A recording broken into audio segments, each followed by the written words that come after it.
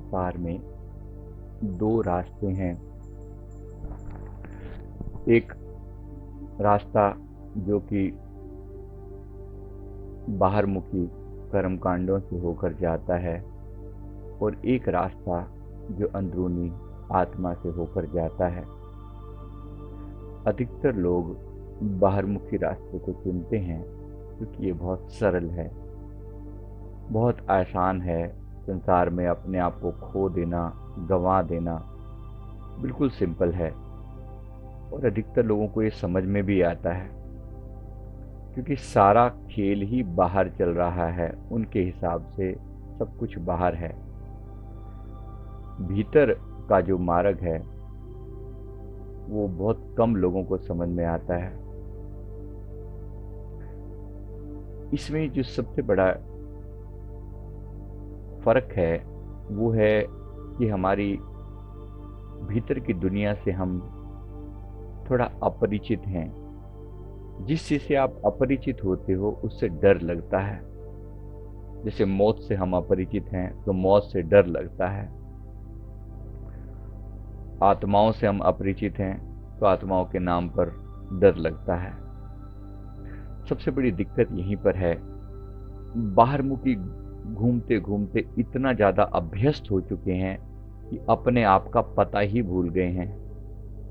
तो बस इतना सा ही ख्याल करना है कि बाहर देखने के बजाय भीतर देखना शुरू करना है। इसलिए ध्यान में शुरू शुरू में जब भी कोई बैठता है तो बड़ा मुश्किल लगती है। मुश्किल इसी बात की है क्योंकि आदत नहीं है कभी इस चीज़ की कोई। इसलिए ध्यान को ना कंटिन्यूस लगा के रखने की आदत डालनी पड़ेगी। ऐसा नहीं कि वो एक आध बार में हो जाएगा, इसमें टाइम लगता है। कबीर साहब जी अपनी वाणी में लिखते हैं, जो कोई या विधि मन को लगावे, मन के लगावे तो गुरु पावे। जैसे नटवा चढ़त बांस पर ढोलिया ढोल बजावे, अपना बोझ भरे सिर ऊपर सुरती बांस पर लावे। आपने वो लोग देखे हैं ना, वो रस्सी पर चलते हैं। रस्सी बांध दी जाती है दो बिल्डिंग के बीच में या दो प्लेटफॉर्म के बीच में, कहीं पर भी रस्सी बांध दी जाती है और वहां पर ढोल बजा रहा होता है एक व्यक्ति और वो उसकी ढोल, वो एक डंडे का सहारा लेता है, डंडे को पकड़ता है और बैलेंस बनाता हुआ उस रस्सी पर चलता है। ये कबीर साहब जी इंडिकेट करते हैं कि ये मार्ग ना ऐसा है कि जैसे आपको एक रस्सी पर चलना है और इसका जो आधार है वो है बैलेंस। एक लाठी हाथ में पकड़ी हुई है, वो ढोल बज रहा है, वो लाठी को कभी इधर करता है, कभी उधर करता है, थोड़ा इधर करता है, कभी उधर करता है। धीरे धीरे करके बैलेंस सीख जाता है। मेरी एक बार बात हुई थी, हमारे शहर में, हमारे कस्बे में आया करते थे वो लोग। कभी हमने बचपन में देखा हुआ है ये खेल बड़ा। तो वो लोग बोलते थे कि कम से कम 7-8 साल हो गए हैं मुझे ये करते हुए, अब जाके एक्सपर्ट हुए हैं और अब हम कैसे भी करके बैठ सकते हैं। 7-8 साल लगे एक रस्सी पर चलने की विधि सीखते सीखते। आप सोच के देखिए, हमें अपने इस भक्ति मार्ग पर आए हुए कितना साल लगे हैं, कितना टाइम लगा है, और क्या हमने सिंसियर प्रैक्टिस करी है? क्या दिन का 1-2 घंटा हमने इस पर दिया है? अगर दिया भी है तो अधिकतर लोगों ने बाहरमुखी कर्म कांडों पर दिया है। अगर आप किसी व्यक्ति को बोलो कि यहाँ खड़े होकर जो है ना माला से राम राम राम राम राम राम राम राम कर लो, कर सकता है। हालांकि बड़ा मुश्किल है, वो भी इतना आसान नहीं है, लेकिन मुंह से बोल बोल के करना बड़ा आसान है। लेकिन कोई आपको कहे कि अंतर में आंखें बंद करके भीतर बैठना है और भीतर इसी प्रकार अंतरात्मा के अंदर प्रभु के नाम का जाप होने देना है, तो ये काम इतना आसान नहीं है। इसमें बहुत सारी डिफिकल्टी आती हैं, बहुत सारी, और यही आप सभी फेस करते हैं। अब लोग बोलते हैं अंदर में ध्यान नहीं लगता, कभी क्या नहीं होता। इसके लिए ही गाइडेड मेडिटेशन की जरूरत पड़ती है कि कोई लगातार आपको इंस्ट्रक्शन देता रहे। और इंस्ट्रक्शन के कारण हमारा मन आसान हो जाता है, लगना आसान हो जाता है। तो इस बात को थोड़ा समझिएगा, ये प्रोसेस क्यों बनाया गया है। और फिर घर पे अगर खुद की प्रैक्टिस करनी हो इसी तरह से, आपके पास पहली बात तो बहुत सारे ऑडियोज़ अवेलेबल हैं। हमने आपको बोला कि उस चैनल पे देख लीजिए। उस चैनल पर जो हमारा आत्मज्ञान के नाम से चैनल है, वहाँ पर सब कुछ अवेलेबल है। इनमें से बहुत सारे गाइडेड मेडिटेशन भी अब धीरे-धीरे अपलोड किए जा रहे हैं। तो पहली बात तो ये अवेलेबल है। दूसरी बात, हमेशा तो इसका साथ नहीं देना ना, मतलब हमेशा आपको गाइडेड मेडिटेशन से ही सहायता मिले ज़रूरी नहीं है।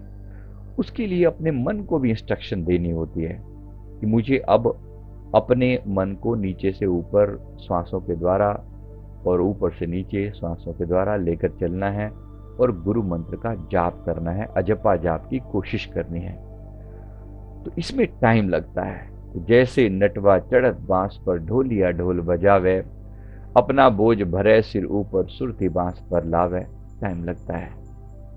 फिर अंततः जैसे भुवंगम चरत बनी में ओस चाटने आवे, कभी चाटे कभी मन तन चितवे, कभी मन तन प्राण गंवावे। ये अपना अपना रास्ता है।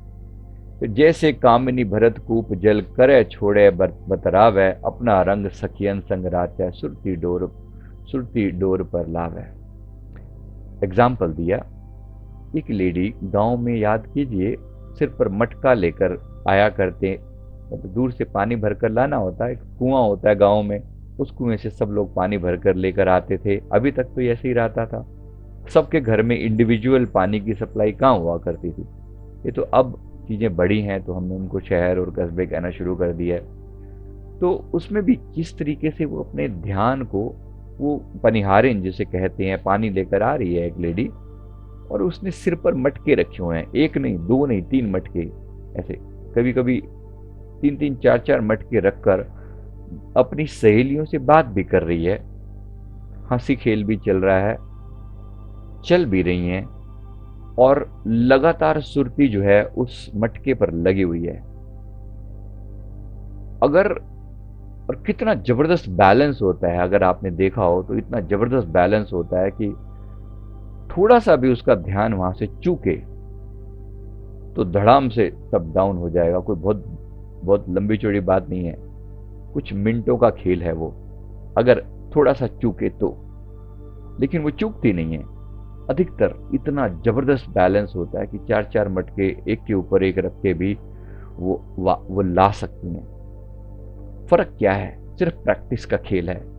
वो प्रैक्टिस ऐसी है कि बात करते करते रास्ता भी देख रही हैं, चल भी रही हैं, आपस में बोल बतिया भी रही हैं, लेकिन कॉन्टिन्यूस ध्यान जो है वो सड़क पर लगा हुआ है, सड़क पर लगा हुआ है। और जो जो मटका है उस पर एक सेकेंडरी अटेंशन दिया जाता है, मटके पर भी लगातार ध्यान है। अब देखो, देखा सामने जा रहा है लेकिन ध्यान मटके पर लगा हुआ है। क्या ये सेम कंडीशन हम नहीं कर सकते? अजपा जाप के साथ रास्ते पर चलें और लगातार सुरती शब्द में लगाए रखें। एक सिंपल तरीका देखिए, माथे से हृदय तक एक लाइन यहां से यहां है, चेस्ट के सेंटर से लेकर माथे तक, और माथे से चेस्ट के सेंटर तक। तो इनहेल करते हुए यहां से शुरू किया, चलते फिरते। जब बैठकर किया तो आप लंबा गहरा भी कर सकते हैं, क्योंकि वहां आप ध्यान नाभि तक भी ले जा सकते हैं बैठकर करें तो। लेकिन चलते फिरते इतना गहरा ध्यान ले जाना पॉसिबल नहीं। तो यहां से छाती से शिवो हम, शिवो हम, ये मानसिक रूप से, मैं तो बोलकर बोल रहा हूं, आपने मानसिक रूप से श्वासों के द्वारा अजपा जाप के रूप में इसे करना है। पॉसिबल है? बिल्कुल पॉसिबल है। बड़ी थोड़ी सी मेहनत से पॉसिबल है, थोड़े से एफर्ट डालने पर पॉसिबल है। तो थोड़ा सा एफर्ट लगाते लगाते मन को आदत पड़ जाती है, आदत पड़ जाती है, और मन इस बात को पकड़ लेता है कि ऐसे करना है। फिर आप सामने देख रहे हैं लेकिन ध्यान अभी भी श्वासों पर लगा हुआ है। Practice, practice, practice. बस इसी तरीके से, जैसे कामनी भरत कूप जल कर छोरे बतरावै, अपना रंग सखियन संग राचै, सुरती डोर पर लावै। बड़े प्यार से सुरती डोर पर लावै, मटके पर सुरती ध्यान लगा रखा है, और वो ध्यान ही मटके को स्थिर रखता है। वो ध्यान मटके को स्थिर रखता है। एक सिंपल गांव की पनिहारिन भी ऐसा कर सकती है, आप हम क्यों नहीं कर सकते? फर्क क्या है? फर्क है कि हमारा मन सिर्फ थोड़ा सा संसार में विचलित है, बहुत ज्यादा संसारी बातों को पकड़ कर बैठा हुआ है। अगर अगर आपके मन में फालतू की बातें समाप्त हो जाएं, तो आप पाएंगे कि बड़े बड़े प्यार से ध्यान को इस मटके पर लगाना, अर्थात श्वासों पर लगाना पॉसिबल है। बड़ी आसानी से पॉसिबल है, कोई बहुत समय नहीं लगता इन चीज़ों के अंदर। थोड़ी सी प्रयास के द्वारा इस चीज़ को मैनेज किया जा सकता है। तो जरा करके देखें, थोड़ा सा एफर्ट लगा कर देखें, और ये कुछ मुश्किल नहीं है, आप कर भी रहे हैं, अभी भी कर रहे हैं। चलते फिरते उठते बैठते सुरती शब्द में लीन रहे। प्यार करना है शब्द के साथ, जो नाम है ना उसके साथ प्यार करना है। प्रीत उसी से कीजिए जो और निभावे, बिना प्रीत के मानवा कहीं ठोर न पावे। नाम स्नेही जब मिले तब ही सच पावे, अजर अमर घर ले चले भवजल नहीं आवे। जो पानी दरियाव का दूजा न कहावे, हिल मिल एको होई रहे सतगुरु समझावे। दास कबीर विचार के कह जतलावे, आपा मिटे साहिब मिले तब वो घर आवे। तब वो घर आवे। प्रीत उसी से कीजिए जो और निभावे। तो क्यों ना शब्द के साथ प्रीत की जाए, नाम के साथ प्रीत की जाए, और नाम देने वाले के साथ प्रीत की जाए। देने वाले मतलब सतगुरु, जिन्होंने नाम दान दिया है। तो नाम के साथ भी प्रीत हो, सतगुरु के साथ भी प्रीत हो। सतगुरु की मूर्त को माथे पर विराजमान करके और श्वासों के द्वारा ये जाप चलता रहे।